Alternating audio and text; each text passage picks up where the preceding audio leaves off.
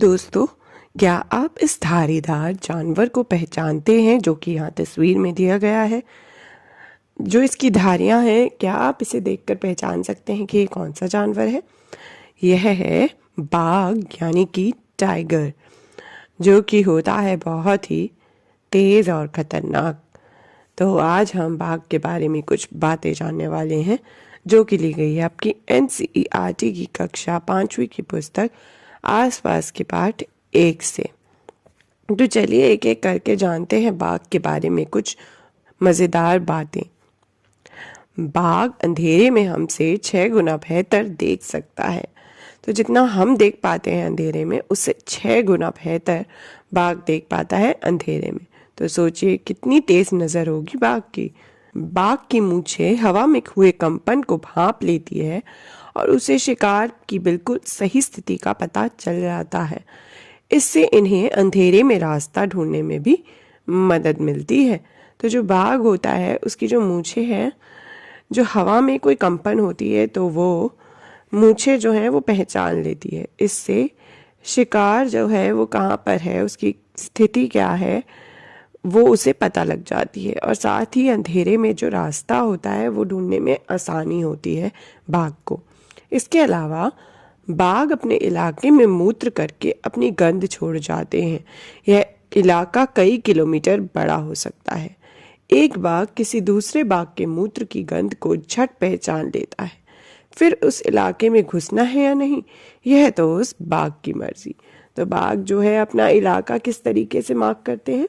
मूत्र से जो उसकी गंध होती है वो उसकी मदद से अपने इलाके को डिफाइन कर देते हैं, मार्क कर देते हैं, जो कि कई किलोमीटर लंबा हो सकता है, बड़ा हो सकता है।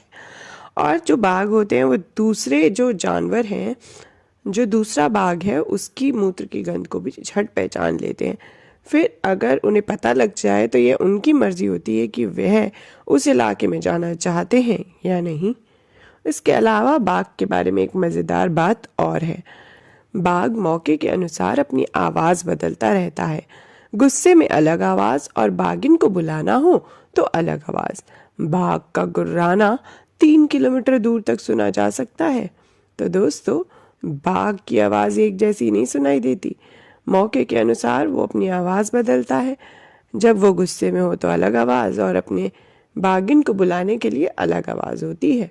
उसकी आवाज़ इतनी तेज़ होती है कि उसका जो गुर्राना होता है वो 3 किलोमीटर दूर तक सुनाई देता है। सोचिए कितनी दूरी तक सुनाई देता होगा बाघ का गुर्राना।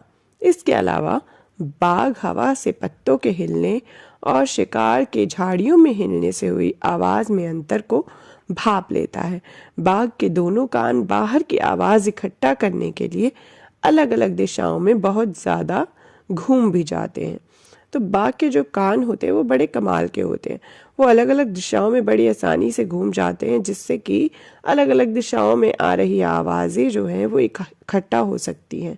साथ ही बाघ के कान इतने तेज़ होते हैं कि वो पत्तियों के हिलने की आवाज़ और झाड़ियों में जब शिकार हिलता है तो उसकी आवाज़ में अंतर को पहचान लेते हैं।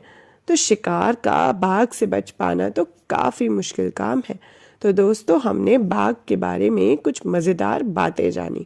हमने जाना कि बाघ के कान और उसकी नज़र जो होती है वो कितनी तेज़ होती है। अंधेरे में भी उसकी नज़र जो है वो हमसे 6 गुना तेज़ होती है। साथ ही उसमें कुछ खास क्वालिटीज़ होती है, उसके अंदर कुछ खास बातें होती हैं जिनके कारण वह अपने शिकार को बड़ी आसानी से पहचान लेता है। तो सोचिए कितना मुश्किल है शिकार का बाघ से बचकर जा पाना।